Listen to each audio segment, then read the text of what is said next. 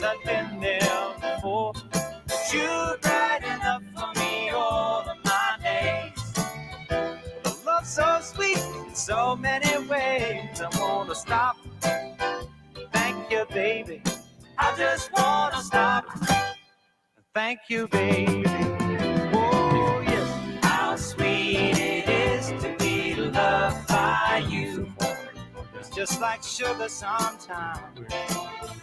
How sweet it is to be loved by you. Whoa, yeah.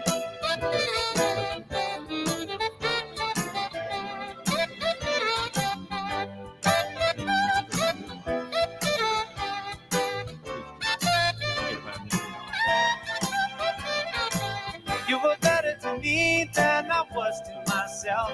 For me, there's you, and there ain't nobody else. I wanna stop. Thank you, baby. I just wanna stop. Thank you, baby. Oh, yes. How sweet it is to be loved by you.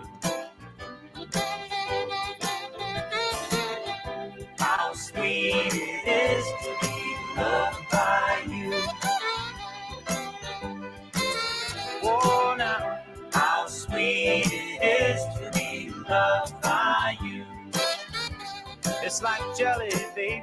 Oh, yeah. How sweet it is to be loved by you. Just like honey to the bee, baby. Yeah, now, how sweet it is to be loved by you. How sweet it is to be loved by you.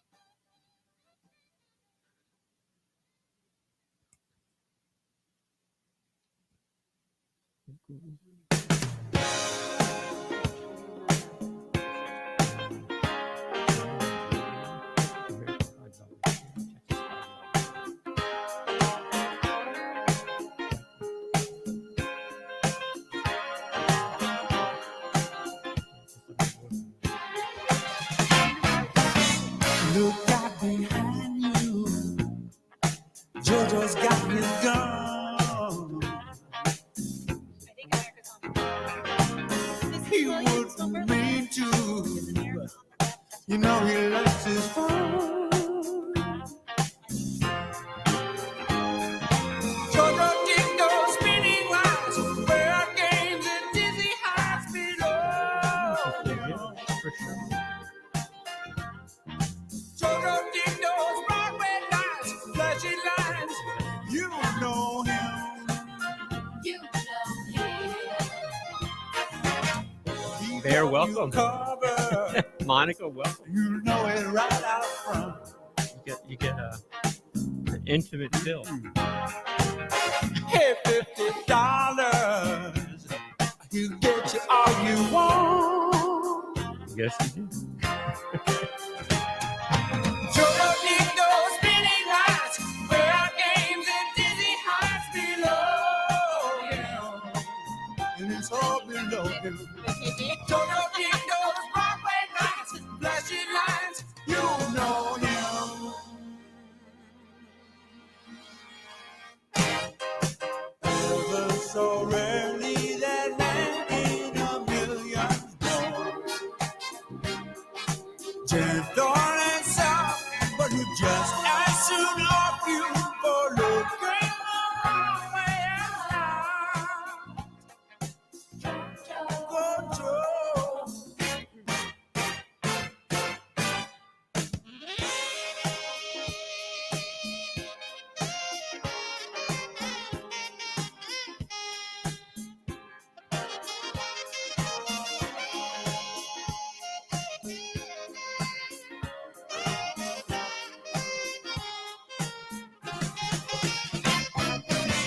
His baby stays high. Got to keep her sweet. He keep her just right. Keeps her on the street. Jojo did those spinning lines,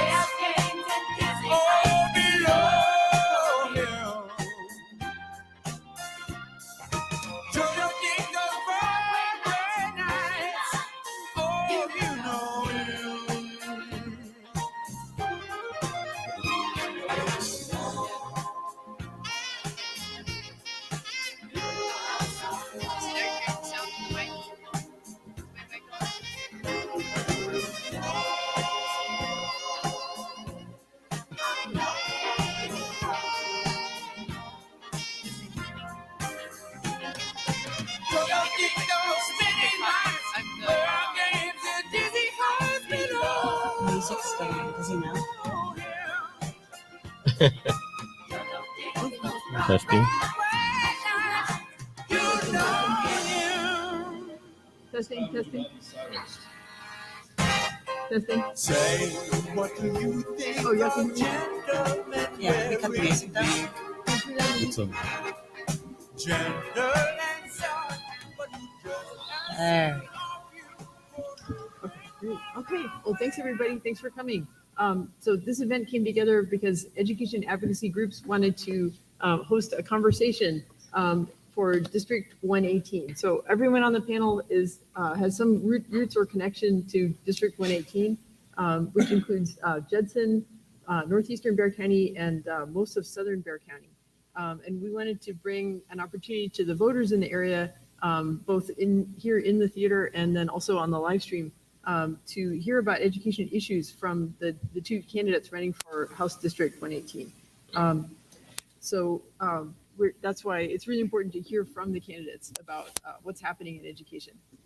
So I want to remind everybody that early voting is already underway. It continues through November 4th, and Election Day will be on November 8th. So I want to identify and thank the candidates for coming. So we have Representative John Lujan, and also Frank Ramirez, and they're both running for House District 118. And thank you for being willing to step up and serve your community. And we want to hear from both of you about important education issues. So there's going to be us moderators have a bunch of questions that we want to ask, and then there's going to be opportunities for members of the audience to submit questions on cards. Also, anybody who's tuned into the live stream can comment on the Facebook or the YouTube, and we have volunteers who are going to look at those questions and put them in the pot as well. So I want to give special thanks to Northeast Lakeview College and Alamo colleges for giving us this space to hold the event. And I also want to identify the staff, Javier Leal and Jason Taylor, for their help. Thank you very much. And I also want to thank Texas Public Charter Schools Association for their support, and Judson Advancement for Children, and Baird Goolsby, the PAC chair, is here in the audience. Thank you. Okay, so let me some ground rules for our candidates. So we're going to, as moderators, are going to be asking you questions. So direct your answer to the moderator. Please don't interrupt each other, but you'll each get a turn to answer the question. Brady is our timekeeper back here, so the idea is 2 minutes for each person. She's going to be signaling us when time's up. If the moderators, if we feel like you're not quite answering the question, we're gonna nudge you a little bit and get you back on track.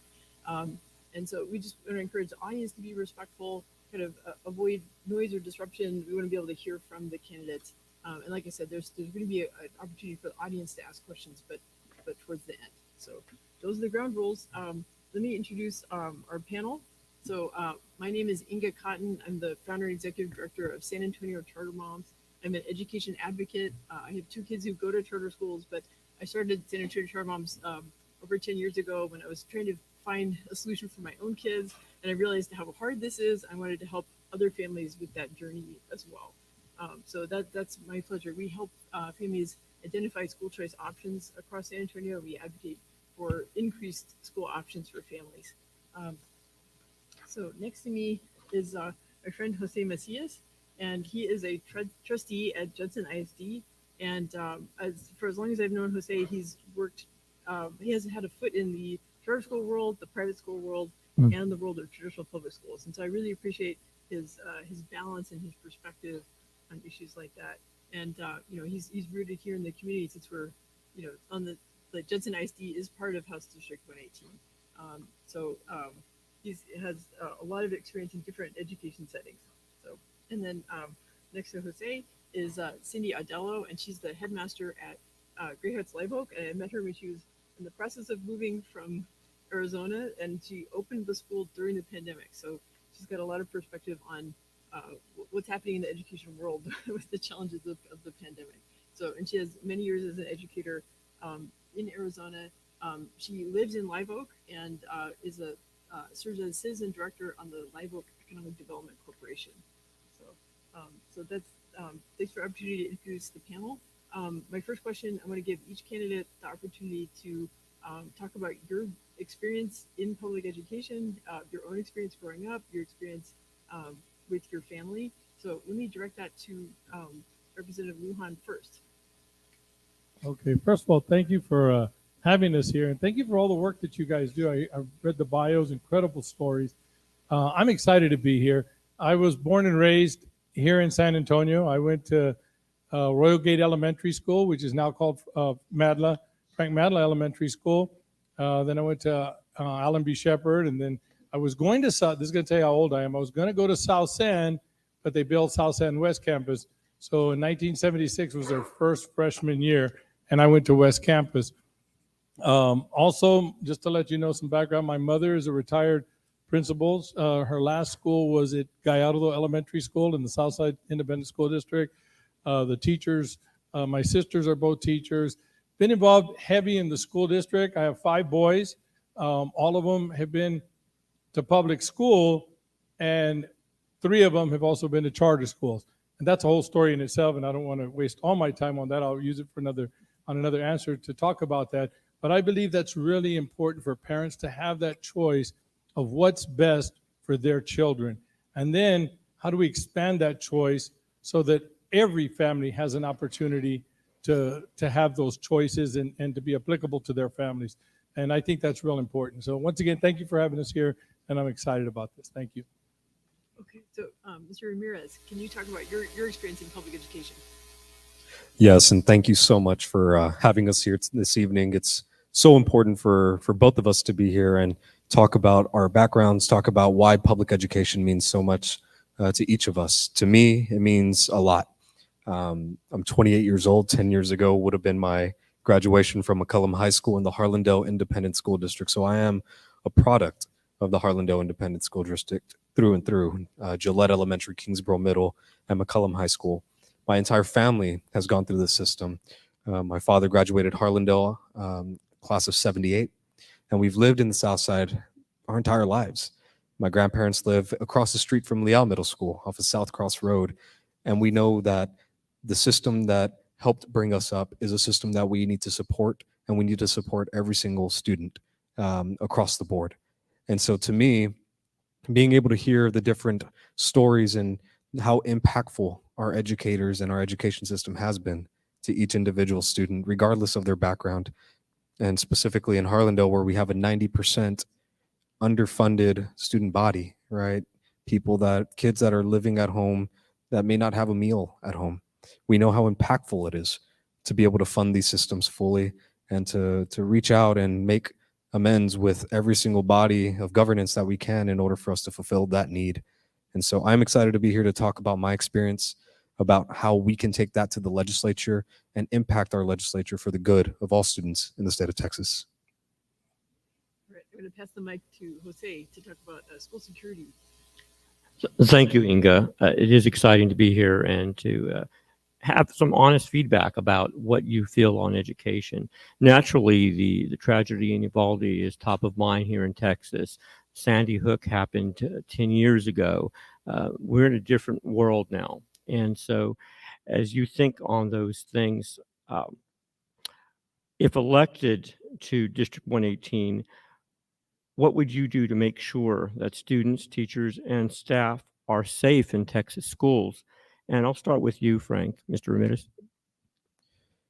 So the tragedy in Uvalde hit us all very hard, especially since all of us here are for the same reason, right? Is to learn more and to hear about education. And all of that is moot. All of that is moot if we know when we send our children to school that there's a possibility of them not coming back. And so I've made it my commitment from the very beginning to call Governor Abbott to call a special session in order for us to solve this very specific issue, raising the age of purchasing high-capacity magazines, high-capacity firearms that are meant for the theater of war from 18 to 21. My dad graduated from Harlandale again in 78, and he immediately went off to join the Marine Corps, where he learned how to handle a weapon, how he learned to protect his country and defend his country from all threats, foreign and domestic.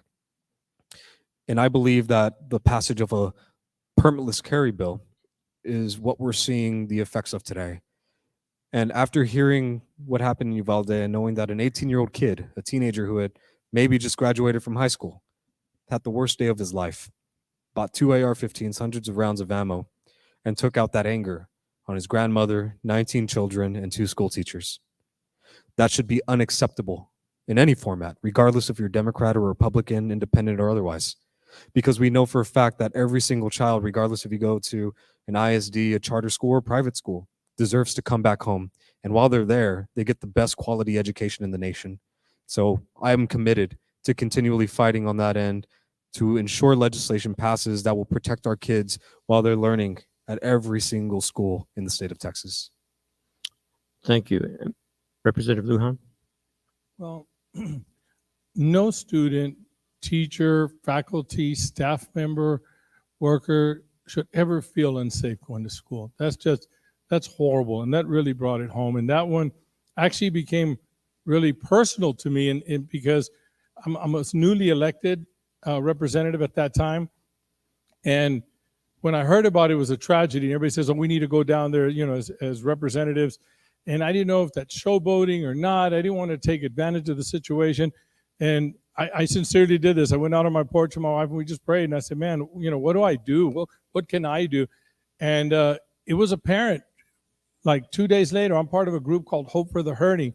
And we do a lot of feeding during the pandemic. We got a call that some of the kids were airlifted to San Antonio that same night. And we went and we went down to give money to one of the parents and to help them, and got to meet the son and talk to the mom and the and the dad and just hear the tragedy firsthand of what happened. Broke my heart. Got to see the little boy. I'll just share this real fast. They brought in a dog, and it had already been about 2 days, and he had been shot in the shoulder, right through his shoulder. He witnessed his teacher being shot, and his best friend that was sitting next to him was shot in the head. And that sounds tragic. I don't even like saying these things, but for somebody that small to go through, that's horrible. And I'll finish up with this. We need to make sure that we give enough money to strengthen our schools to make them safe. And that's sad to say, but it needs to be done because that's this world that we live in. The other thing is the mental health. We've got to put money in counselors and train our teachers to see these things because that's what's going to help prevent that. That to me is a scary situation. It could happen again, but if we can identify those things before it happens and hardening property of our schools, hopefully we can cut back on this. And then the last thing I would say is we just got to have the support groups in place. And I think we're seeing them now with what's going on in Uvalde. Those things are now being set up, and they weren't before, but they're good now. You reached your time, but thank you. I'm sorry. Where's the timer at? The timer is right over there. Oh, okay. Okay. Sorry. No, Thank you. we can't see that. Well, let me just follow up, though. I appreciate the answers. And at Judson ISD, we put 2 bond propositions, one specifically to address safety and security enhancements like perimeter fencing and cameras and access control doors.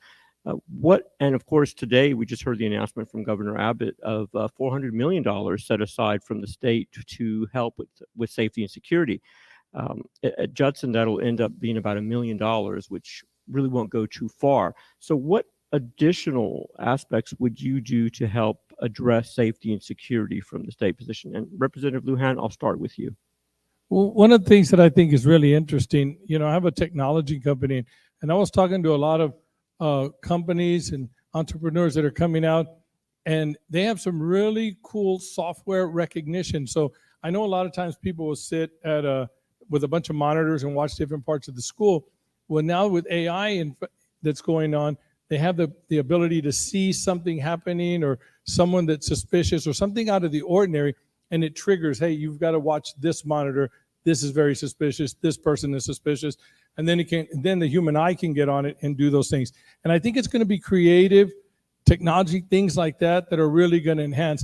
The sad thing is those things are expensive, right? And so that's what's good. So the governor coming out today with the extra money is definitely a thing in the right step. I was talking to some of your folks at the polling areas concerning the bond that's going on. I think that's very important. I think you guys are right on top of it. And I think who's not going to want to do something like that, especially in this world that we live in today? We've got to take care of our kiddos. Thank you. Mr. Ramirez? So I'll mention a couple of things. In one regard, Representative Lujan is correct. we have to really nail down our mental health concerns in the state of Texas. That doesn't begin by having our state leadership strip $211 million from our mental health system in the state of Texas last year. It doesn't begin by creating Minority Report-esque AI monitoring systems that are untenable under our current state budget. Where it does begin, however, is to ensure that we double down on what we're doing already with our teachers, with our campuses, bonds like yours at Judson ISD that are specifically targeting the needs of each individual school district and campus. The solution is not a Band-Aid. The solution is not a single solution for any one school or any one district. We have to do more to ensure that we are reallocating our money in the state of Texas into meaningful programs for mental health. We have to reprogram our entire education system to support mental health professionals as counselors, people who might have social work degrees, people who have experience reaching out to children and monitoring their progress from the beginning of an identification of struggles at home, financial issues, things that might astray them as they progress throughout their careers in school. And then being able to target them and then address the issue where it counts, not by throwing money at them, not by ensuring we are not doing anything for them, because that's exactly what's happening in the state of Texas right now. We are not doing enough for our kids. And as your state representative, we will go through every single option that is available to prevent tragedies like what happened in Uvalde, things that happen in El Paso, things that happen in Sutherland Springs right down the road from ever happening again. Thank you, Mr. Ramirez. Thank you. I'm also grateful that some schools like Judson ISD have the ability to issue debt to pay for campus security upgrades that are so desperately needed.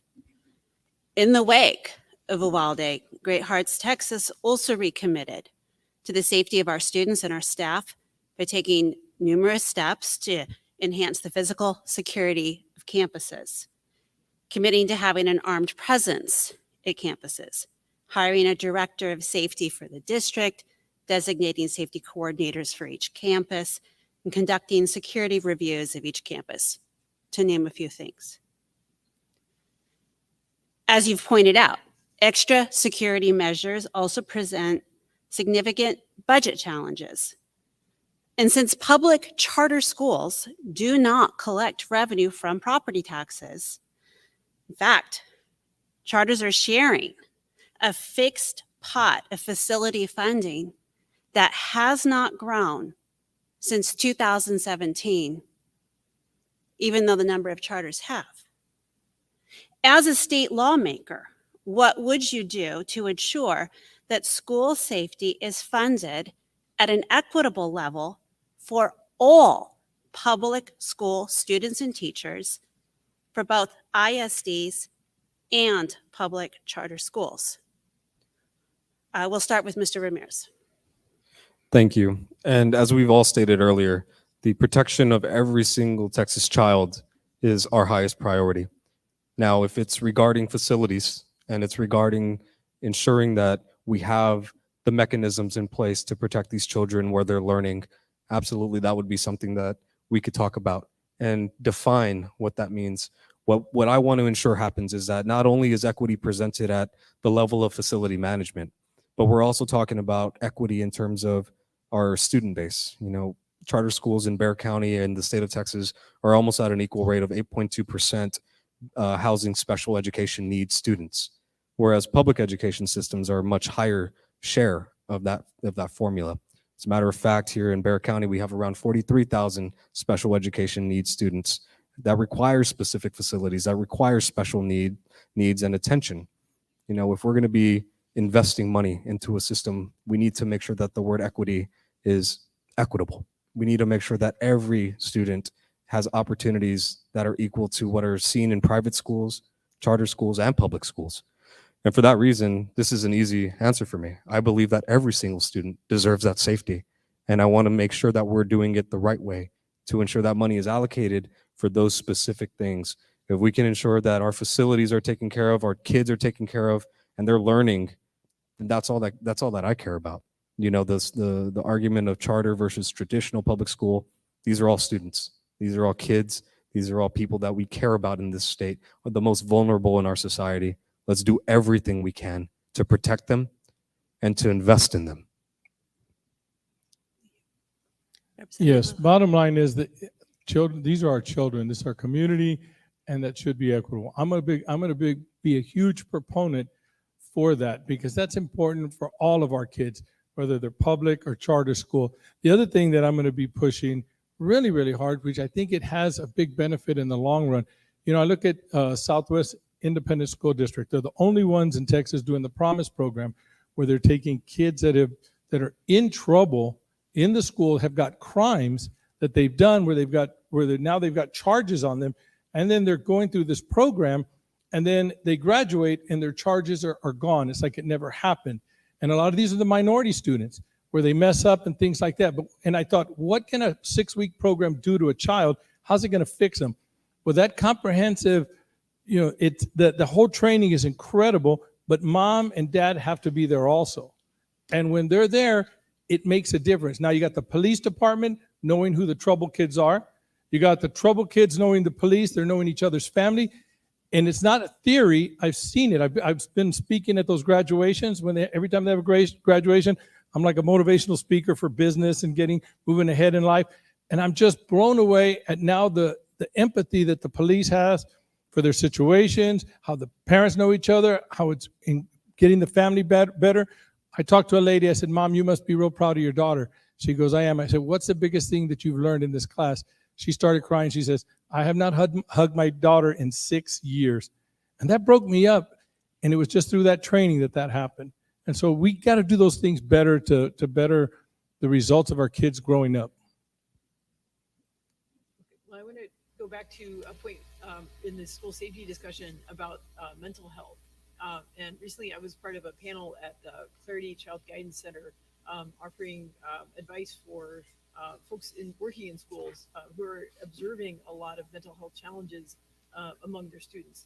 Things like depression and anxiety among younger children, school refusal, like being afraid to go to school.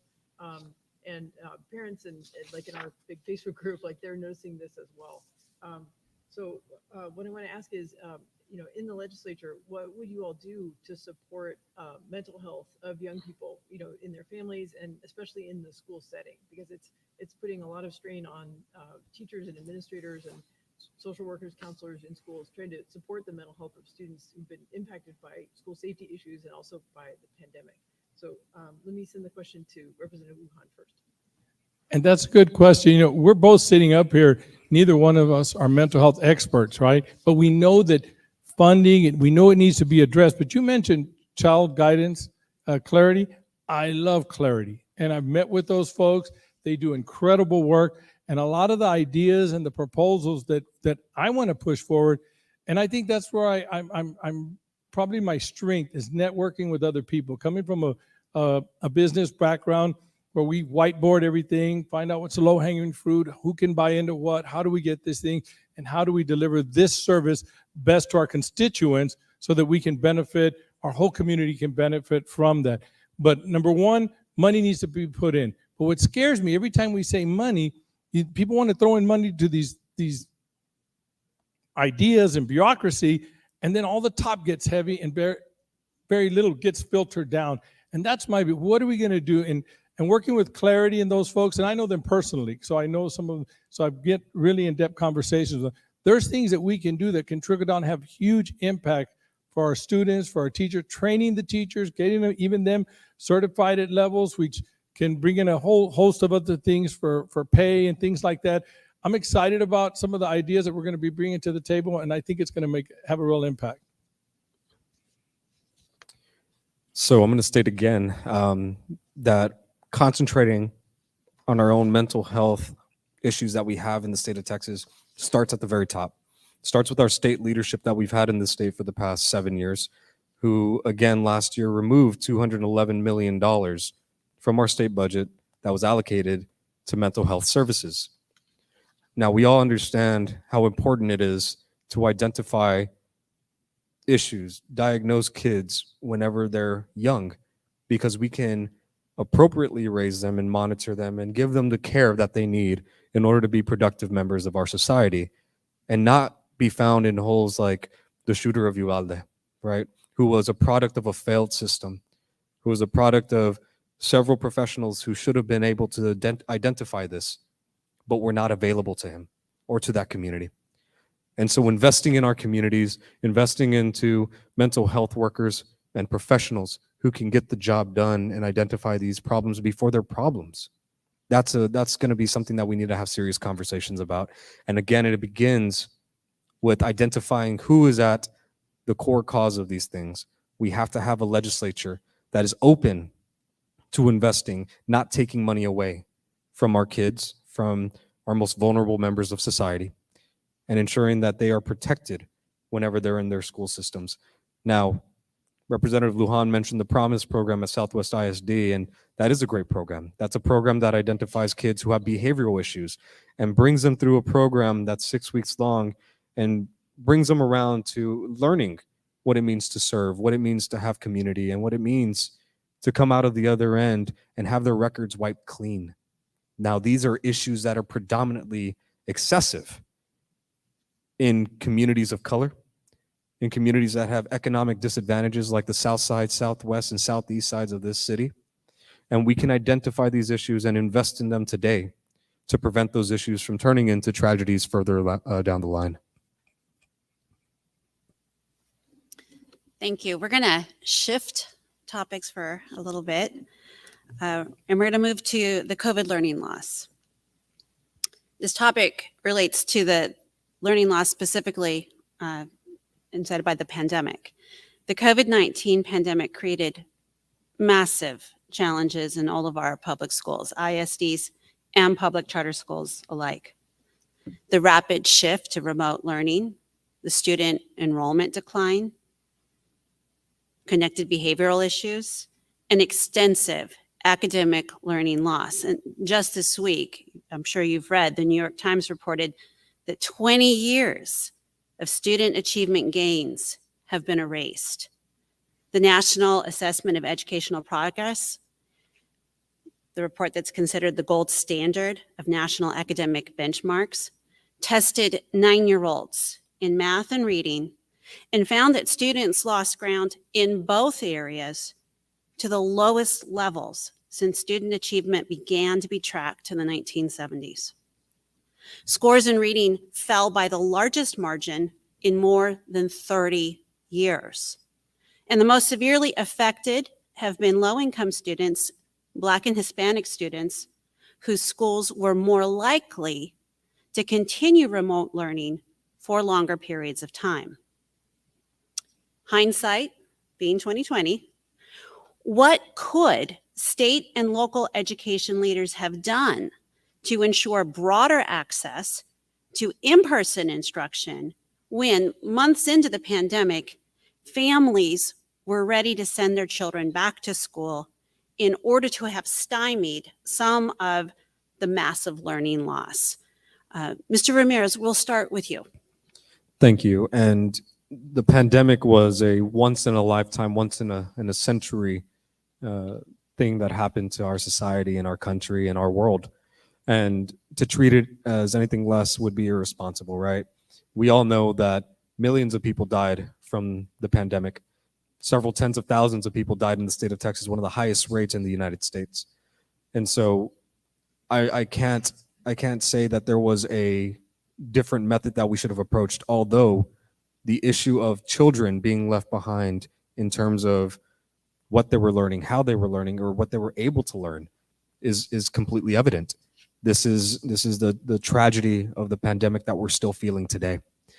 Now, during that time, if it were up to me, and it were up to people smarter than me who made these decisions, we could have absolutely opened up our classrooms to auditoriums like this, to where you are able to responsibly separate students, responsibly teach them in person, all while maintaining their social learning skills that are very integral whenever it concerns early childhood development. And so I won't apologize for saying what I said earlier, because the life of a child and the life of those teachers is as important as what they're learning every single day. And I don't know if there would have been a much different outcome if we were looking at it from the perspective of sending kids back several months into the height of the pandemic during the second wave. However, in hindsight, today, there could have been more creative ways of addressing this. I remember my sister is a teacher at Harlandale Independent School District as well. She teaches special education. Hosting those classrooms online is no easy feat for a teacher, for anybody. You can be Superman and not be able to teach kids online, or teach them what it means to be a child and grow in those years that are, again, very integral to their development. And so it's a difficult question. Representative Lujan? I'm going to agree with Frank 100%. That's a very, very difficult question. And then saying, look back, what we could have done, and, we should have and could have. But I know what we have, the results of what happened. And it's really bad on my side of town in South Bexar County, because we have rural schools out there, and we don't have any.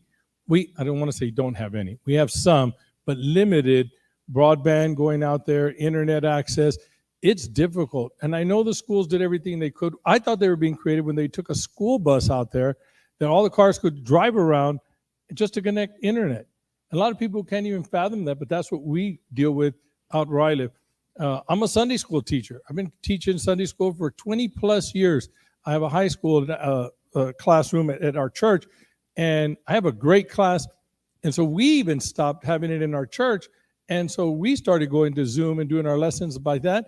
But we're just a few, I would say maybe 25, 30 high school students in my class, and about half of them couldn't even catch on.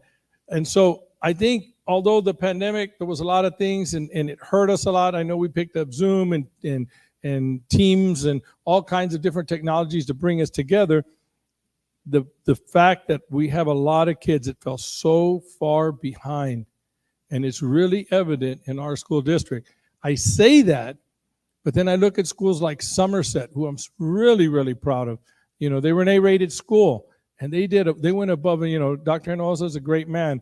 I look at my own school district, Southside Independent School District, taking the buses out there and doing all the things they did, and they got an AB rating. They're really working hard, but we have a lot of catching up to do, and they're being very creative. Thank you. I have a follow-up question relating just to that. So Great Hearts, we're very proud to have a rigorous classical curriculum. And this past year, we too received an A rating from the state. As you consider local and statewide improvements, what policies will you focus on to support statewide academic growth? And why do you believe those policies will address specifically the learning loss? And that's a great, great question, because here's the thing that scares me. As a legislature, to mandate all the school districts, just put a blanket and say everybody's should go under this, is scary to me, because some are going to do it, some are not. You're going to have schools, I just mentioned, rural schools that have a lot of catching up to do. We're going to have to operate a little bit different than maybe an inner city school that had all the internet available to them and they can do the things they do. So I want to make sure that we use wisdom in how we do these things and the programs that we can put together, so that maybe even it's a tiered approach, that if you fall into this category, here's how we rate you and here's how it should grow. And that's got to come from the charter and the public schools coming up with those ideas and bringing it. I'm a state legislator. I'm a retired San Antonio firefighter. I worked a little bit in the police officer, have family and education, but those ideas are going to come from public school, charters getting it together and saying, these are the challenges we face, and here's the solutions that we need. And then we get together and say, okay, these are the ones going to work in our community, and those are the ones that we'll be implementing.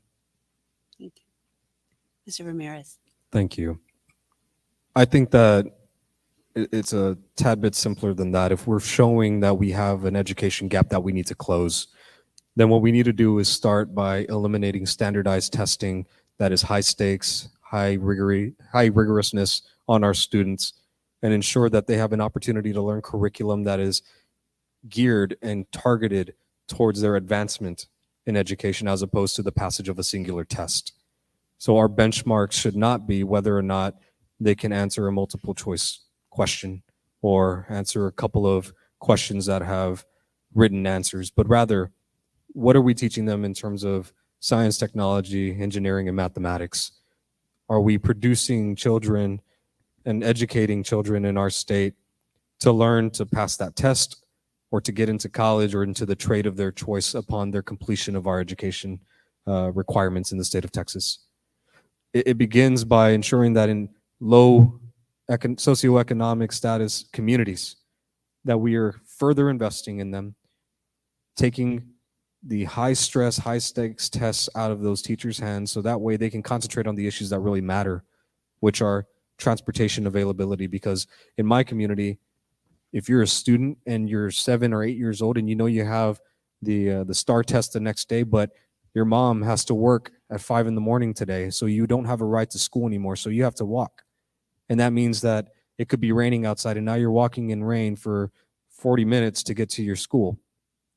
And you still have to worry about this test, as opposed to allowing that child to flourish and learn the things that are necessary. And that means not removing books from our education system. That means not banning things from being learned in this state. Where in Northeast ISD, we have the highest amount of books that have been removed from their libraries in the state of Texas. Those are educational opportunities that have been lost to students of all grade levels simply because of the will of a state legislature. Thank you. Truly appreciate the feedback. It's going very well, but I wanted to also shift as well in terms of our question. We talked about COVID. Now we're in a post-COVID world, and the thing that's being experienced throughout the labor force is the Great Resignation. We're seeing a loss of employees retiring or leaving the field, and it's become extremely competitive now. So trying to create factors that will help retain effective teachers is now paramount. There's been an enormous struggle just to keep teachers in the classroom. We know that experienced teachers typically equate to better classroom performance. And so as we continue down this pathway, down post-COVID, what are some of the things that can be done from a policy realm that can help retain effective teachers? What would you do to help ensure that we can do that going forward? And I'll start with you, Representative Lujan. And that's a good question. As I was looking at numbers, I sit on the higher ed committee, and like I said, I'm a newly elected state rep. I've only been in there a year. I haven't been to session yet. But as we were studying and looking at that, there was a study that said 77% of all teachers have considered leaving the profession.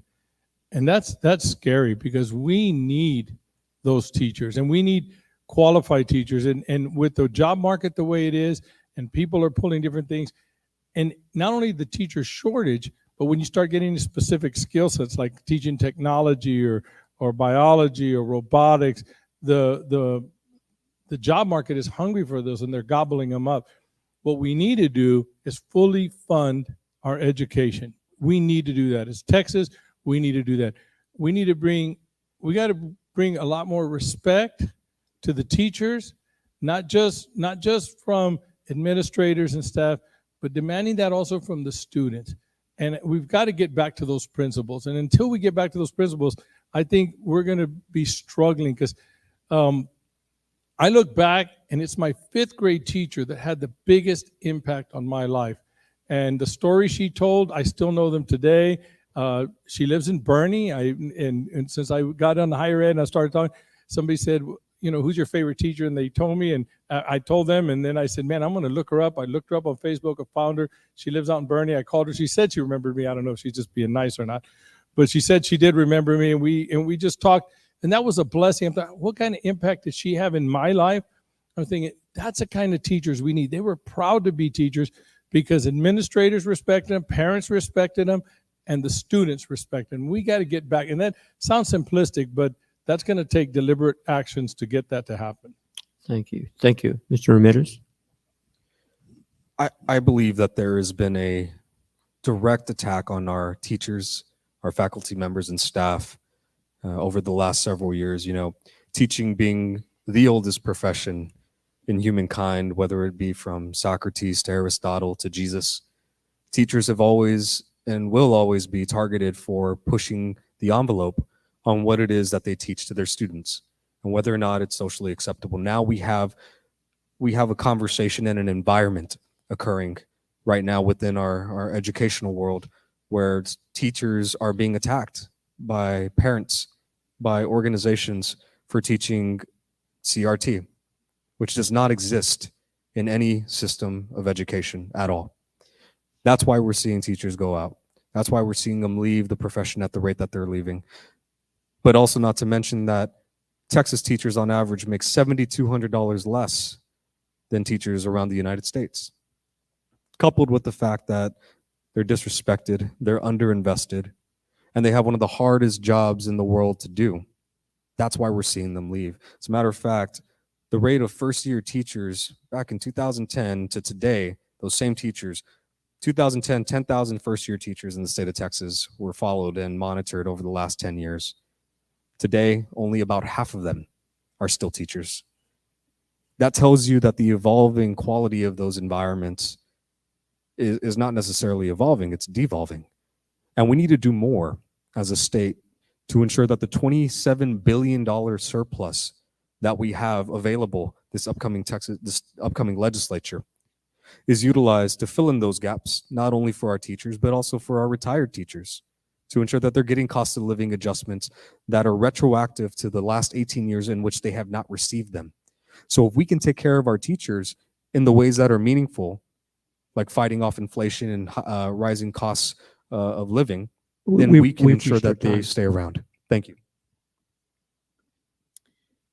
So the Great Resignation has created a need for the Great Recruitment. So we're going to switch to the teacher pipeline in teacher recruitment. What can all public schools do to attract new talent to the profession? Should schools be allowed to have innovative and expansive methods of hiring and developing teachers, like recruiting retired engineers and scientists to teach STEM classes without requiring them to have a teacher certification? And beyond the traditional standardized teacher certification route, what can state legislators do to ensure that alternative and effective educator pipelines are being developed? Mr. Ramirez, we'll start with you. Thank you. And once again, the title of teacher can adopt any person.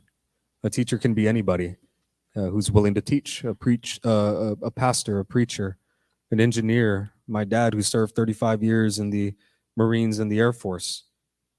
You know, we need to be creative about how we're introducing a new generation of teachers into our education systems.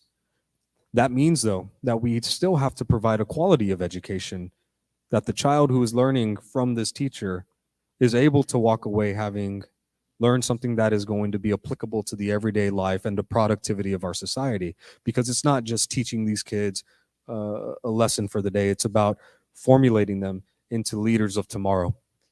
And if we can do that by bringing in a host of different talents, people, then we can absolutely accomplish that. And I'll specifically point to this example. My good friend Jesus Rendon from the South Sand area, we met through an Acts retreat at St. Joseph's on the South Side back in 2008. He has an organization called Building a Purpose. Now, Building a Purpose connects students in high school to the interests of their profession.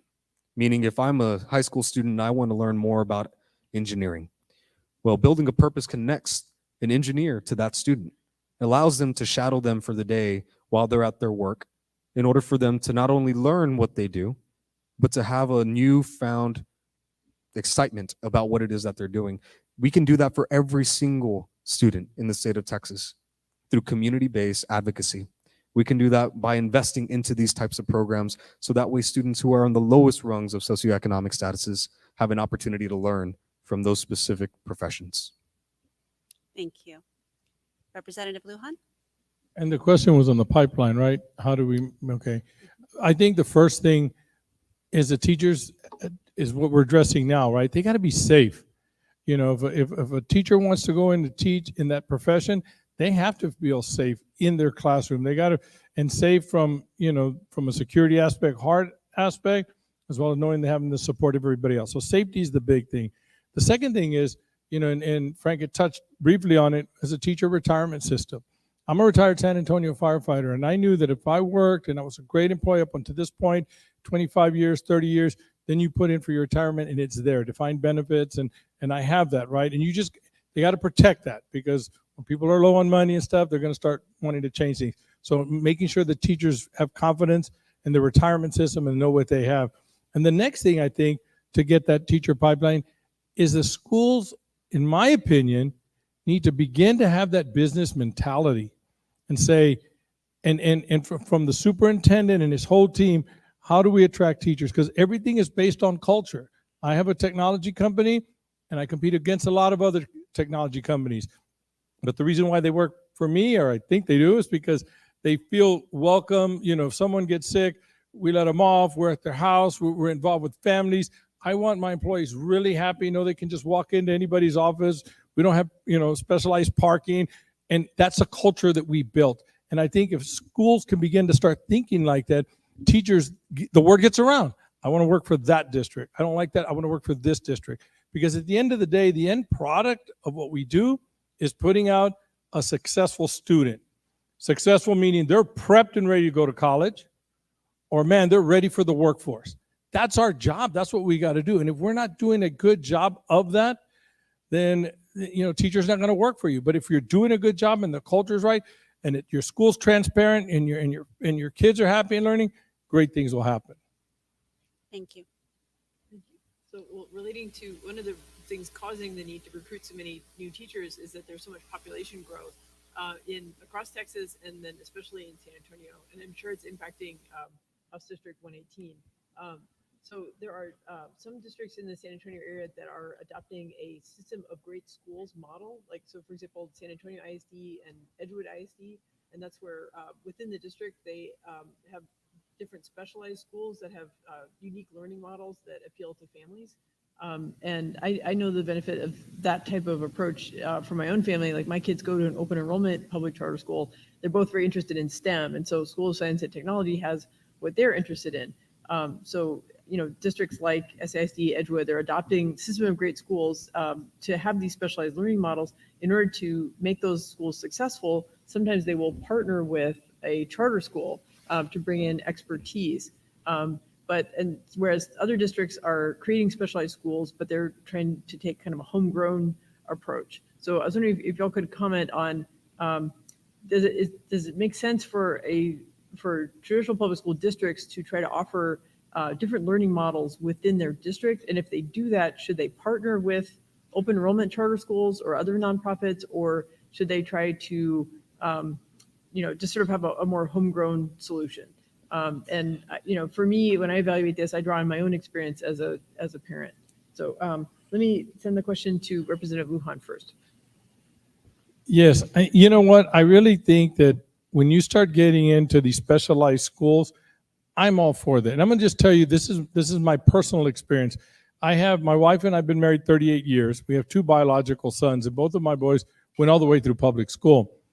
We have 3 adoptive boys. Never did my wife and I ever say, let's adopt somebody. We had unplanned adoptions. Some people have unplanned pregnancies. We have unplanned adoptions. And 2 boys that we adopted are brothers, and they're Casa kids. And they were getting adopted by a second cousin. Everything went fine. We thought we were going to get new Casa kids the last day of court. We see the lady there that was adopting the second cousin, and she goes, I'm not adopting them. They're 14 and 12. My husband and I are going to get a divorce. She was 22, her husband 23, and they had a 2-year-old. They said it's not working. They got a lot of baggage.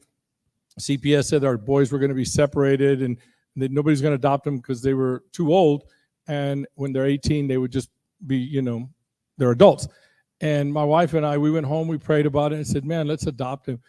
But I was really afraid when I adopted him. My boys were already done with school, but I adopted them, and my school just got taken over by TEA, failing school. And you want me to put my two boys into a failing school, and I don't even know their background, the baggage that they have. And I said, I need to be, I'm a yes sir, no sir dad, and I'm a strict dad, and things are run the right. My wife took me to Harmony School. We toured it. I thought, man, I want him in this school, but can I afford this? But I was ignorant. I didn't know anything about charter schools. It was part of the school system, which I thought was really cool. And my boys went there. And they went there for about 2 or 3 years. And then when Christopher was going to be a junior high school, Dad, I want to play football. But at that time, I was dad, my mom was mom, and the boys were they were ours. They were, my grandparents, they had grandparents, the whole family. But now they were solid, so we put them in that school, and they got to play football. But it was my choice, and I had that opportunity because I loved what that school was doing at that time. And those are the choices that parents need, because we all have different situations, right? Who's going to have that situation? But yet we had the opportunity to capitalize on it. Thank you. Can you repeat that? Oh, okay. I asked kind of an education nerd question. So I follow there are districts like San Antonio ISD and Edgewood ISD that use partnerships with open enrollment charter schools, like the SB 1882 partnerships, to bring in knowledge and expertise to create specialized schools within the district. And so do you support those, like partnering with charter schools, or do you prefer kind of a homegrown solution? So I'll give you an example of my growing up in the Harlandale Independent School District. When I was a freshman at McCullum High School, I had an opportunity to take a very specialized trade, which was auto tech. And through that program, I was able to learn about vehicles, how to change a tire, how to, cut drums and rotors, and do everything under the hood. And that program was successful. We have after school extracurricular activities with not only auto tech, but nursing. You had health careers. You had a number of alternatives and specialty areas that you can learn multitudes of different things from. As a matter of fact, now we have a STEM school in Harlandale ISD, in which we're able to bring in professionals who are teacher certified and are able to teach our kids about the specialty areas that they care about and want to continue pursuing, whether it be in a trade capacity or in a professional, higher education capacity in academics. However, I truly believe that those opportunities should be available to everybody. And even those systems today in a public education system, traditional, are not. And I might be a kid who has a less than stellar GPA, who wants to still continue learning about science, technology, engineering, and mathematics. But because of the standards by which you get accepted into those schools or are matriculated into those schools, that may not be a possibility at all times. And so I believe that we should explore every single method to ensure that every kid, every child who wants to go to those programs, learn those things, has an opportunity to, and that we're funding it. Now, I'm not saying that I have the answer in terms of, is this an organic in-house program, or is this a visiting satellite issue? That I would love to talk more about and have deeper conversations about. Well, thank you. The Judson ISD bond package also has a Prop B, which is about building an elementary school and a middle school. ISDs take everyone. We're by default. And so we need the resources, we need the campuses, we need the teachers in order to provide a quality education. And but ISDs can be overwhelmed. And of course, that risk then the ability for an ISD to fulfill their taxpayer obligation and mandate to provide a quality education. So how can the state support growing school districts to address these type of issues? And we'll start with you, Mr. Ramirez. My background professionally is in land use and development. Ensuring that we have appropriate planning in place for us to responsibly grow is of utmost importance. And this is not a dig at charter schools specifically, but this is an overarching issue. IDEA South Flores, which is one of the premier charter schools in the south side of San Antonio right now, has an issue. That development occurred without a traffic impact analysis, meaning that the peak hour traffic that goes through the streets, the main conveyors, South Florida's and Pleasanton Road, did not consider that East Harding, which is a neighborhood access road, was not a part of that equation. And now what we're seeing is traffic lining up from the entrance of that school 1 mile down to Pleasanton Road. And that presents an issue. And this needs to be considered for schools in general. We need to responsibly grow. Now, I believe at the same time that we do also have to accommodate the growth that is occurring in our city, in this district specifically. However, that means, again, being sure that we're responsible with that growth, maintaining who is there, the multiple generations of people who have lived there and continue to live there and will live there, and finding a balance between the two. Now, I'm all for the expansion of these of schools and making sure that we have open enrollment and open access, regardless of what that looks like. Because right now, traditional ISDs have almost a 26-27 student to teacher ratio, and charter schools have a much smaller one. The reality is this, that traditional public schools will probably never get to that range. However, we accept everybody. Again, I'm going to cycle back to our 43,000 special education needs students in Bexar County. 96% of them attend traditional public schools. We need to do better to create that equity and expand on those models so that way there are opportunities for us to create stability in our classrooms. Representative Lujan. And that's a good point. But one of the things, I was in Schertz, and I saw Technology Elementary School, and looking at their numbers of the underserved children that I was blown away. I mean, they were right there with public schools, which I thought was very, very impressive. But I think what we really need to do is there's got to be a better coordination so that these things are done the right way through TEA, so that all of this stuff, what impact is it going to have in that community? Where is it going to be? I know we have those things in place now, but we need to look at all of that so that we can make sure that it's equitable, it's done right, and it's achieving the goals that it was intended. Because I think some of those things are not being as effective as they need to be. And I think when we can kind of tweak that and fix that up, then I think it'll better serve our public. And then going through all the right steps. Frank, I drive by there all the time, so I know exactly what you're talking about. In fact, I don't drive by there all the time. I avoid that place all the time. Let me put it that way. It's that bad. But and I think that's by doing all the checkbox. There's a checkbox list, but it's not followed the way it's intended to be followed. Thank you. Thank you. We're going to stay with that, but shift over to the charter side just a little bit. Some families seek high quality education options at public charter schools like Great Hearts, which again, received the district-wide A rating from the TEA. As an open enrollment public charter school, accepts all students from all populations, Great Hearts provides a classical education from kindergarten through high school, all students, regardless of their family's income level, zip code, learning disabilities, all students. Unfortunately, our schools do not have the physical capacity to enroll all the families seeking this public education. In Bexar County alone, there are almost 2,200 students on the Great Hearts wait list. This follows the statewide trend of charter school wait lists. Currently, there are about 58,000 individual students on public charter school waiting lists.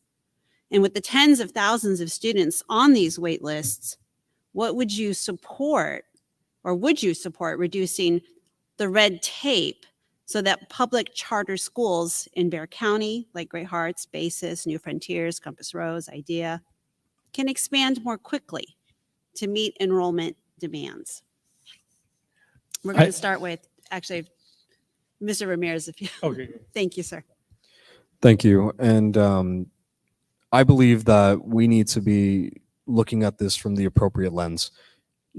We're talking about physical capacity by which we're able to accept students, but that still doesn't solve the issue of geographic injustices, where we know that within a quarter mile or half a mile of every student, there is a traditional school, traditional public school. The closest one to my home is going to be about 4 miles away. And without access to public transportation alternatives, specific dedicated bus routes that go to these homes, it still leaves a gap in the equation of whom in our society is able to go to these schools. Now, I think that having a wait list is a testament to the success of y'all's programs and the ability for teachers to, or for parents to make an educated decision on where they want to send their students. But at the same time, it still highlights the persistent issue of what is occurring in our traditional public schools and why. And people are leaving these systems because of the lack of resources that are there. You look at per pupil spending in places like Edinburgh, Texas, where it's like $1,600 per pupil. Then you come up to districts like Harlandale, and it's just a little higher, maybe at $1,800. But then you start talking about what's happening in the Woodlands and in Dallas and in Austin, and how those figures are now not just doubling, but almost tripling on per pupil cost. And so once again, this is an issue of disinvestment into communities that are historically underfunded, marginalized, and have harder access to resources that would allow them to attend schools like these, or public or private schools. And so for everybody to get a fair shot, I think that we have to be keeping that in the front of our mind when we're making these decisions. Thank you. Representative Lujan. You know, I want to say this first of all. I am a big public education guy, that we need to have public education fully funded. But there is a big need for the charter school. And with that being said, I like it, because what it does, it puts everybody on heightened alert. From a business perspective, we love that competitive aspect, because when you have competition, as a parent, I have a choice. You know, man, do I go to this school or do I go to this school? Which one is putting out what I need for my student? And I think that is so, so important. I shared with you the story of my two boys. That was big in my life, and that was a big deal to me. Now I worked with different schools. I worked with a lot of the charter schools. I go in there. I think when parents can feel that, man, this culture fits me, the transparency is there for the school, I see the outcomes that this school is putting out, the love they have, that's what's going to win. And so when we do that, I think when charter schools are doing that, I think it's changing the face of public education. And public education, in my opinion, has an advantage, because they've got the buildings, they got the stadiums, they've got the school, you know, they got the name, they got the history, they got the tradition. If they just tweak that business mindset on it and say, man, how do we build our culture now? How do we build this? And schools are doing it. And one of the ones that I would turn to would be like a Somerset High School, where they're doing that. You go, it's Bulldog Nation everywhere, and everybody's proud to be there. It'd be hard to put a charter school in that area, because that they're all into their public education system. But when it begins to fail us around our city, that's when it's going to come up, because there's a need for that. Parents are hungry for a good education for their children. Thank you. Thank you. We're going to now switch briefly to college and career preparedness. TEA Commissioner Michael Morath, he frequently states that teaching is the hardest work that he has ever seen on the planet. Schools are asked to prepare young minds to become productive members of society, which is no easy feat. Educators are forming young minds to think critically, to problem solve, and to be engaged in their communities. What should the barometers for success, and how K through 12 schools are preparing students for the 21st century workforce and career preparedness be in areas of college, vocational, or military? And since you're on the Higher Education Committee, Representative Lujan, you can start. Yes, sir. Can I have 20 minutes on this? No, I'm just kidding. That's a long answer, because that's what I'm really excited about. As a state representative, one of the things, you know, like I said, I was new. I haven't been to Austin yet, but one of the things, I have the title. I went and met every single superintendent that we have. And when I met with them and I started talking, and I was talking to the charter schools and what are we doing with kids and how we're preparing them, there is a big need for, and I'm going to say this again, a business mindset to put this stuff together, where we have junior college, Palo Alto on the south side, we have Texas A&M, And then we have our high schools, and we're working on programs through federal funds and some state funds that we can build these programs where they can just go right in line, but not just for those that are prepared for college. I have 5 boys. I have a technology company. All my older boys, top 4, win in technology. My youngest son says, Dad, I don't like technology. I don't like school. He's barely making it, but he's good welder and he's good. That's what he wants. He trades. So how do we, and then you start looking at the numbers. We're losing plumbers. We're losing, the average age of a plumber is like 57, 58. We're losing them. So those are the high paying jobs of tomorrow. So how do we prep and get our schools ready to push out those kids? I'm really excited about our higher ed campus, but I hate to say this, we need political folks. We need politicians in there that are going to network and bring these things together and the monies together and the programs together, because our kids, all they need is a door to go through. If we can show them the door and the pathway to success, they'll open it, they'll go through it, and they'll run through it. I'm a big proponent of we can break cycles of poverty by teaching technology. I've done that with my company for young people. I know it works.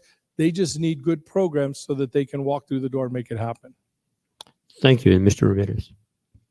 I'll say this, Representative Lujan mentioned that we have to show them the door in areas that suffer from economic disadvantage. That door is locked. Now, it's incumbent upon people like Mr. Mike Flores with the Alamo Colleges system to introduce programs like the Alamo Promise that guarantees associate degrees, 2 free years of community college at any of the Alamo colleges, this one specifically, Northeast Lakeview, for them to pursue higher education, no matter what that looks like. You can learn trades and gain associate's degrees in plumbing, in HVAC, gain certifications along the way. And as a matter of fact, in a lot of these schools, Harlando ISD is one of them, students that are going through those programs can gain course credit as they're going through their high school plans and tenures. And we need to be emboldening those decisions. We need to ensure that as many students and teachers and parents know that this exists, so that way we can lower the average age of people who are working in specific fields.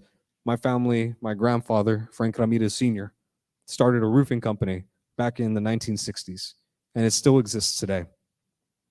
And being able to know that no matter what happens, that there's always something to fall back on because you know how to do it with your hands, or you know who to talk to in terms of gaining access into that industry or that field, that's helpful. What's also helpful is carving your own path and being able to utilize the resources that are available to you as long as we know about it. Because I can guarantee you that every single student wants to be successful. It's just, do we have the tools and resources and communication available to allow for them to thrive in their own communities? Thank you. So that concludes all of our prepared questions. Let me check with our team. Do we have questions from the audience?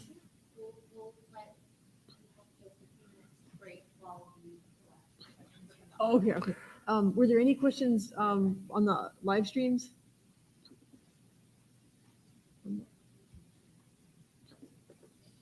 Okay. Oh, actually, You can have the, mine. The moderators are going to ask the questions. Oh, okay. Yeah, he absolutely. Okay. I can project too, so it's all good. I'll turn the mic back again. First of all, thank you, gentlemen, for actually what you do and for being public servants, even to this time and date. Obviously, the passion shows through and through. So thank you, and thank you to the panel for those wonderful questions. This question somewhat has been asked somewhat in the peripheral. I'd like to see if you can provide some more specificity on this.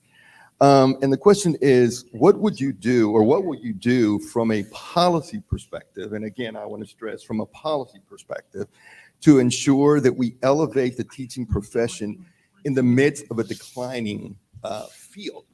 And I think we talked a little bit about it. That's something that I know we need to be, as operators in the field, get very creative but I think it also starts, we can be as creative as possible, but it also starts from the top, because I think we've lost that competitive edge in what education and that professional is. Because not only do we have to be a teacher, we have to be a psychologist now. We have to be a counselor. We have to be a policeman. So how and what would you do from a policy perspective to elevate the profession that is in decline? Thank you, Superintendent Segura. Yes, Superintendent Segura from New Frontiers. Thank you for being here. Do you want to share? You pick one and Jose does one. So I'll, if you don't mind, Representative, if I could take this one. So from a policy perspective, there are several things that can be done. One of the first things that we need to do is walk back some of the bad legislation that we've seen pass in the state of Texas regarding CRT bills, regarding the quality of education by which our teachers who have gone to school, who have gotten those certificates, and who have years or decades even of experience, to allow them to do what they do best, teach, and then to allow what our students do what they do best, learn. And if we can take that very sensitive topic, which is being perpetuated right now for social reasons as opposed to educational or policy reasons, out of the equation, then we'll see a quality of teaching, quality of learning that can go forward, not digress the way that it has been. And so one of the things specifically that I would like to do is, again, I mentioned the $27 billion surplus. A retired teacher asked me this a few weeks ago and said, if you had $10 billion to fund public education, pay teachers what they're worth, or fix our cost of living adjustment backdraft that we have, how would you spend that money? By investing upfront in our teachers, let's say $5 billion even, we would be able to close the gap on how much each of those teachers are making, which allows them to feel comfortable in the job that they're doing because they know they're getting what they're paid for. They're getting what they're worth as well. And then knowing that at the end of their tenure and years of service in producing some of the best students in the country, that they can have a cost of living adjustment, defined benefits, a pension plan that makes sense for them. And that's equal to, honestly, what we pay first responders. Because, as you mentioned, teachers are not just teachers. They're medical care professionals. They're mental health professionals. These are people that whenever a child at home does not have the love and care that they need, they open their arms every day and embrace them. And they act as family to many of these students across our state. And so from a policy perspective, the simplest thing that we can do is walk back bad legislation, introduce a reinforcement of investment into this field. And honestly, I think that we need to be providing alternate experiences for these teachers in the sense of, if a parent comes up to you and starts yelling, not expecting that to be a part of the job. We need to do better as a state, as a culture, as a society to ensure that the respect that teachers have earned continue getting that respect.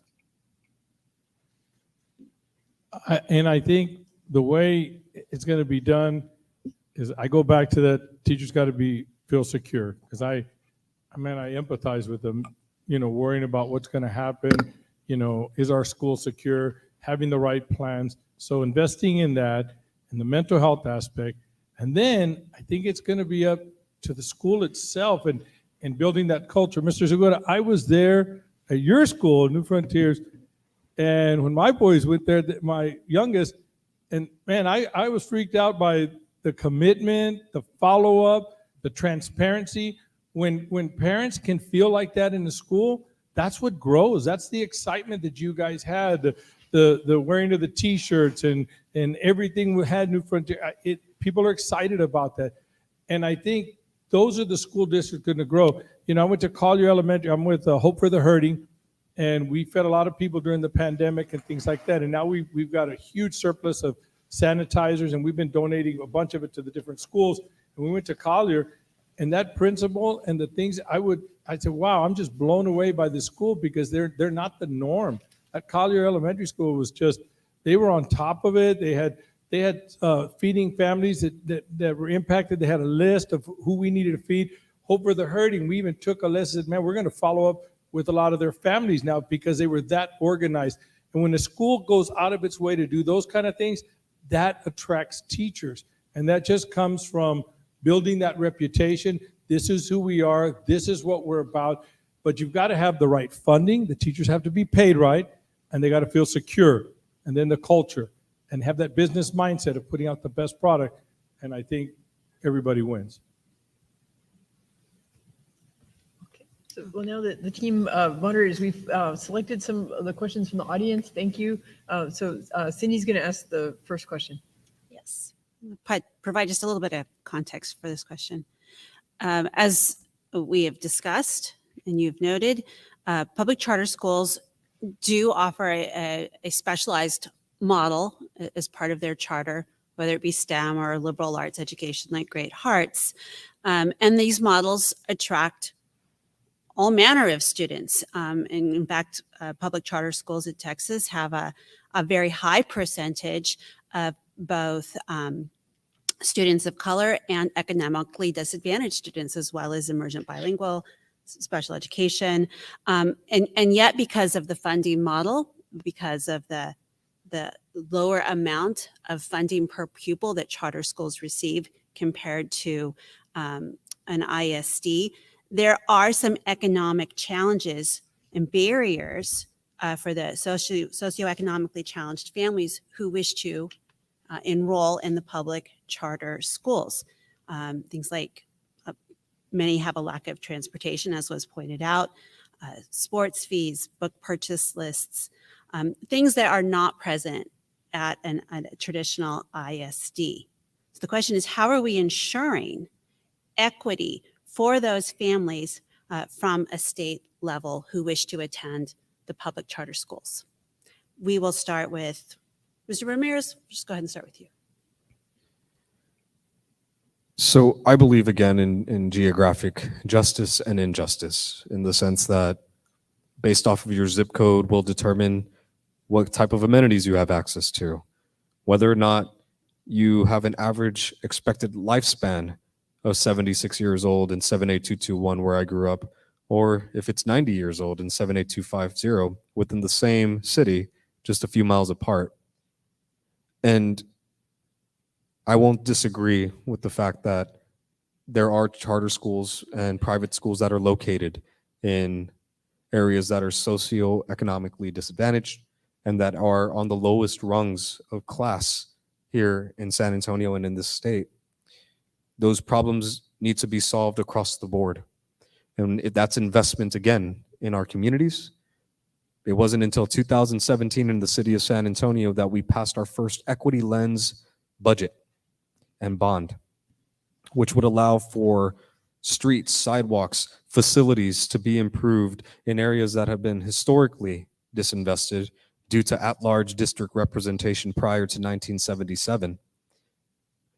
And we still have a lot of catching up to do. And so the positions that we see public versus charter schools in, because in this context, they're the same. We have crumbling infrastructure in many of our schools. We have access to certain things because those things are mandated or those things have been brought upon the district themselves through decades of involvement in the community, as in the Harlandale Independent School District, Southside, Somerset, East Central. And we need to do better to create stability within all of those systems. And in areas that have an economically disadvantaged majority student body, I believe that we have to do that for charter schools as well. Representative Lujan. Yes, ma'am. I'm a firm believer that a school district is going to be successful by the business model, the culture that they create within that school district. When I use that example of my boys and we went to a charter school, that was still on the south side. But man, that was a good charter school. My school was failing. That's a parental choice, right? So those things that we have to, but when we start looking at the funding, one of the things that you brought to my attention about not having the same amount of funding for security, that's a concern for me because we have a lot of our district, 118 children that are in charter schools, those got to be secure. So we got equitable funding. But when I say that, we also have to make sure that we have equitable responsibility of the outcome and the things that we're going to say the public schools have to be this level, charter schools have to be at that level. But I believe they're up for the challenge, because there again, when we go into competition and we're all saying we want to put out the best product, someone going to college, someone ready for the workforce, CTE programs, when we start talking and thinking like that, our kids are going to benefit and our community's better for it. Dumping money into something is not the answer. Fully funding our teachers, 100% for that. But dumping money just to dump money can be a waste. What we need to do is use that smart and put it into a system that we see is working and is producing good product. Thank you, gentlemen. And audience, I appreciate the question. So I will read this. So work with me if I don't catch it right. But this particular question from the audience is referencing a study on Senate Bill number 3. It's the anti-CRT bill that's had on teacher morale. The study apparently indicated that 88.64% of educators surveyed stated that their attitude towards working in education was negatively impacted. Will you support the repeal of this legislation for the sake of teacher retention? And I'll start with Representative Lujan on this question. In all honesty, I'm going to review that. I would love to review that. But CRT does scare me. It scares me in the sense when you look at all the extreme cases where it might have been and the things that I'm reading, that bothers me. Is it that involved here in our schools? If we have transparency within our school districts, I think that takes care of a lot of these things. So I'm a big parent transparency in our schools to make sure that we're teaching what we need to be teaching, that we're not teaching things that should be taught at home by the parents. That's important. And I think people are crying out for that, and parents are crying out for that. And I think that's why we're seeing a lot of people saying, hey, we'd rather go to a charter school, or hey, we'd rather do a private school, because they don't have that transparency, or things that are being taught or shouldn't be taught. But if we have the transparency, I think that takes care of a lot of these issues. And I'll say that CRT does not exist in our public education system in any form or matter. To the contrary of Representative Lujan telling us that he'd look into it, I've known people and have talked to people who've received 7 mailers to the fact that he strongly believes that this is occurring in our education system today. Every teacher, every retired teacher deserves the dignity to be trusted, because when we drop off our kids every single day in their schools, we trust them with their lives. Why not with their education as well? I'll once again point back to the fact that in San Antonio alone, in Northeast ISD, we have the highest number of books in the entire state of Texas that are banned in our classrooms. We have teachers who know right now that they are under attack because of public opinion and, quite frankly, the misinformation that's being run around that's saying they're teaching them CRT, which I would ask, does anybody here know what CRT is and not just the abbreviation? Can somebody point out what is being taught specifically in the curriculum by which every parent, no matter what grade level you're in, receives a syllabus of the curriculum that they're going to be learning throughout that entire school year? So where on that curriculum in that syllabus does it state CRT? Or are we confusing history, social studies, and the correct synthesization of both of those things as CRT because it makes us feel uncomfortable? Because I remember conversations in the city council occurring when we were removing statues, and not removing them, but replacing them. Why are we okay with removing education in its entirety from the classrooms? Okay, so this is going to be the last audience question, but I'm actually combining 2 audience questions. They both have to do with the school safety allotment. So one question is, if the school safety allotment is only $9.72 per student, does that need to be increased? And sort of related question, how do we make that equitable across both traditional public schools and public charter schools, given that public charter schools have a different funding formula? And could the schools be given more flexibility about what to spend money on maybe not just physical security, but also things like supporting student mental health.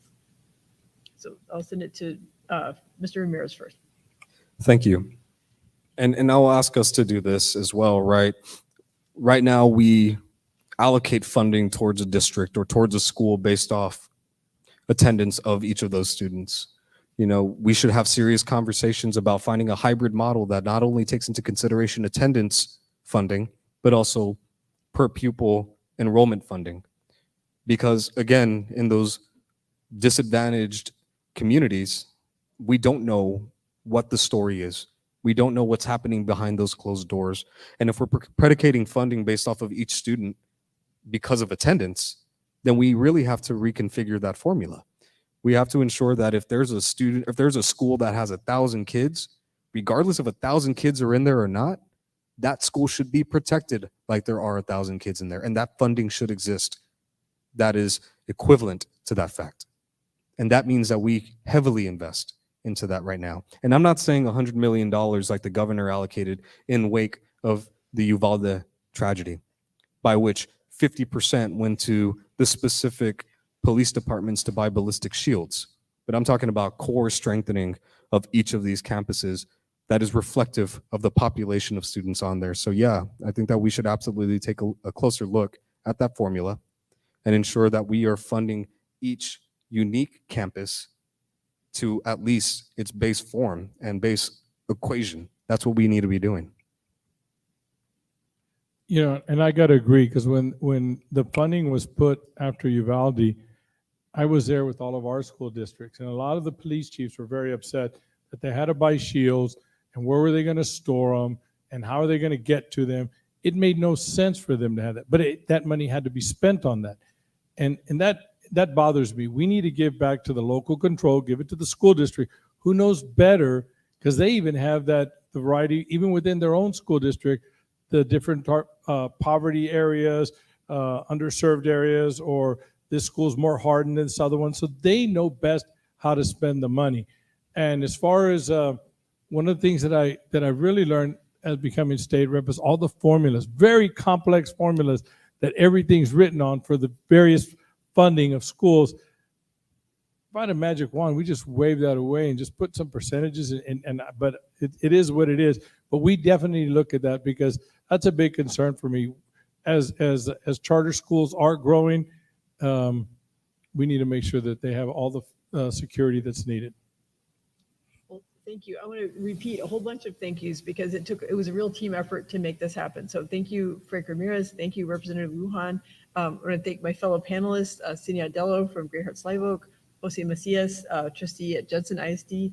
I'm Inga Cotton from San Antonio Charter Moms. And I want to thank the organizations that made this possible. So Texas Public Charter Schools Association. I want to thank Judson Advancement for Children and the PAC chair, Barrett Goldsby, who's here.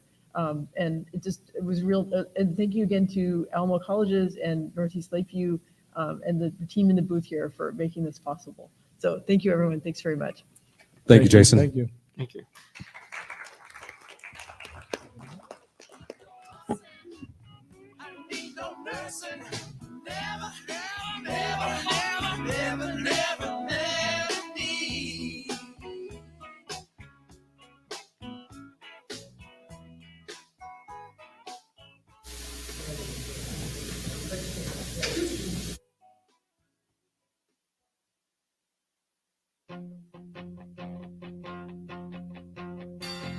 Loving you isn't the right thing to do. How can I ever change things that I feel? If I could, baby, I'd give you my world. How can I, when you won't take it from me? You can go your own way. Go your own way. You can call it another lonely day. You can go your own way. Go your own way. Tell me why everything turned around. that's all you want to do. If I could, baby, I'd give you my world. Open up, everything's waiting for you. You can go your own way, your own way. You can call it another lonely day. You can go your own way, your own way.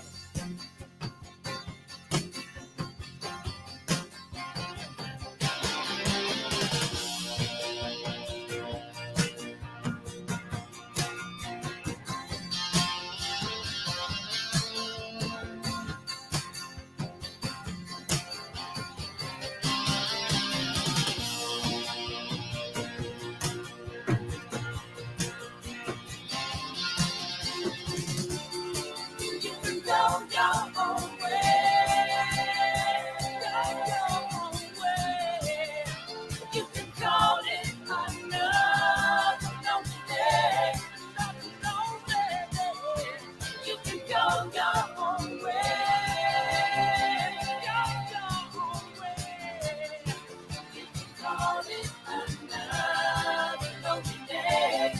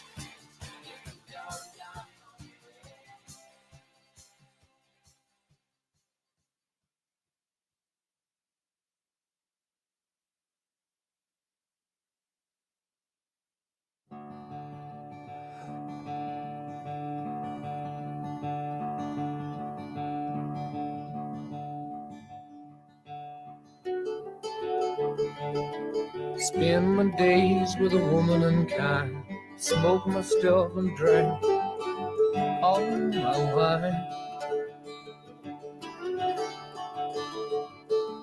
Made up my mind, make a new start, going to California with an aching in my heart.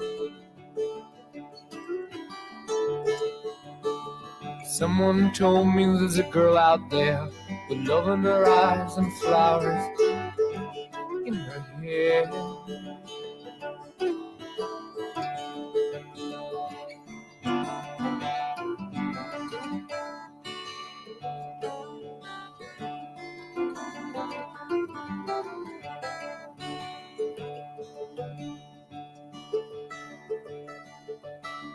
Took my chances on a big jet plane.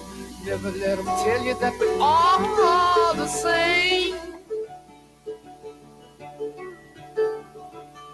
Oh, the sea was red and the sky was gray. Wondered how tomorrow could ever follow today.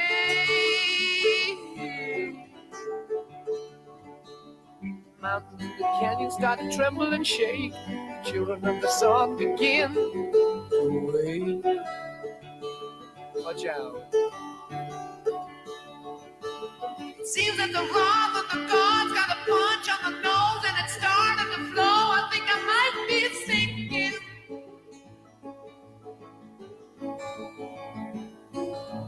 Throw me a line if I reach you in time. Meet you up there and the path runs straight.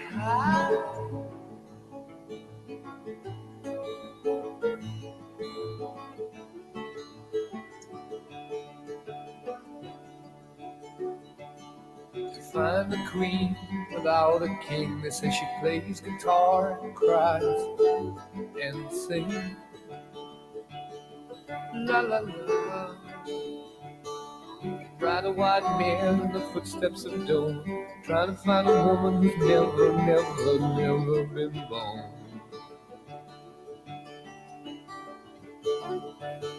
Standing on the hill in the mountain of dreams, telling myself it's not as hard as it seems.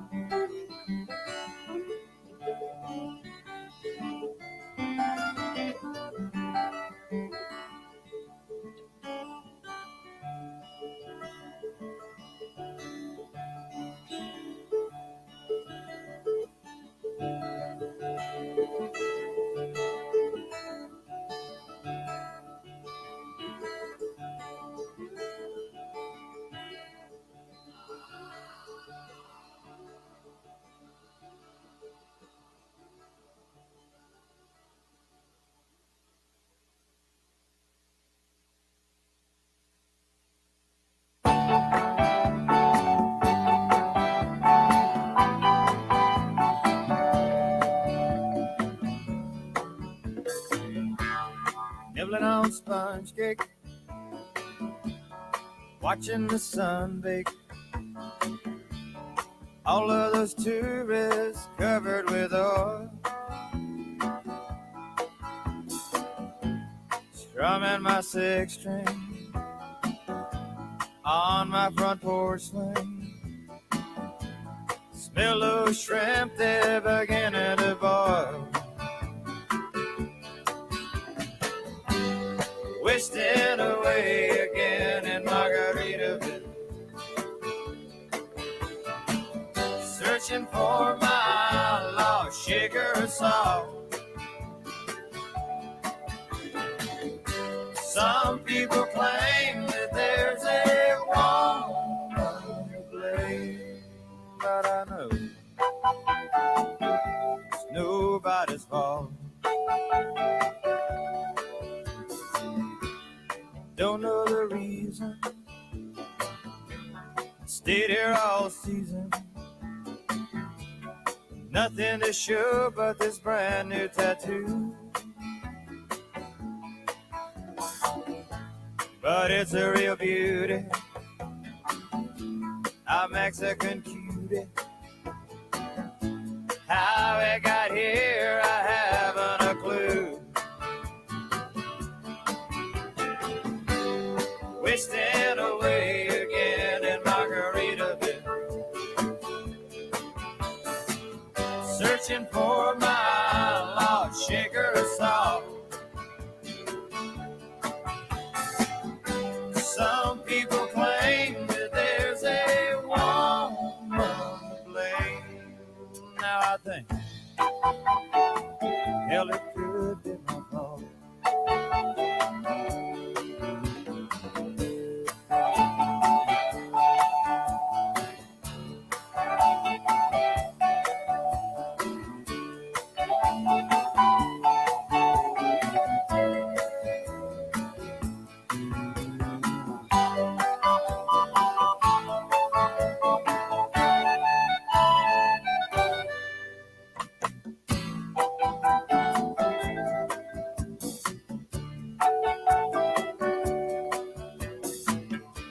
I blew out my flip-flop,